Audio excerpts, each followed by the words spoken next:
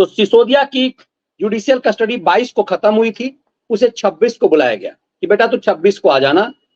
अब 4 दिन बाद ही क्यों बुलाया गया? दरअसल उसी दिन के कविता को बुलाया गया था। के कविता के मामले में कोर्ट ने संज्ञान लिया था।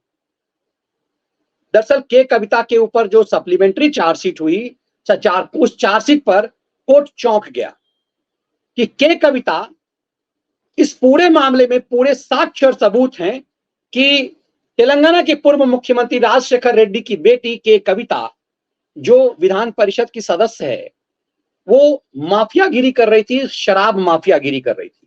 और केजरी ने जानबूझ करके दक्षिण के लॉबी से शराब माफियागिरी का धंधा कराया ताकि वो पकड़ में नहीं आए।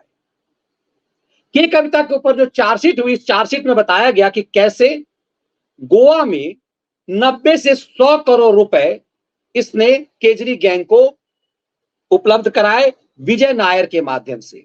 विजय नायर एक तरह से मीडिया देखा करता था केजरी का, और विजय नायर ही वो था जिसे के कविता और तमाम साउथ की लॉबी को केजरी ने कहा था कि ये मेरा बेटा की तरह है और इसे यदि तुम कोई माल पानी दे रहे हो तो समझो मुझे दे रहे हो। अब के कविता के वाले चार्जशीट में जो साफ साक्ष्य आए हैं उसमें बताया गया कि कैसे के कविता गोवा में जो विधानसभा का चुनाव होना था आम आदमी पार्टी का, उसके खर्च का ठेका लिया। अब के कविता अपने बाबूजी के घर से तो दे नहीं रही थी, शराब माफियाओं को दिल्ली में जो ठेका दे रही थी के कविता कि फलाना फलाना शराब माफिया जाएगा, उससे के कविता ने जो वसूली की वो पैसा आम आदमी पार्टी को गोवा में उपलब्ध कराए गए और उसमें केजरीवाल प्रेजेंट था। ये पैसा सीधे विजय नायर को उपलब्ध कराया गया और इसमें जो दिनेश अरोड़ा जो सरकारी गवाह बना वो पूरा साक्ष्य लिया।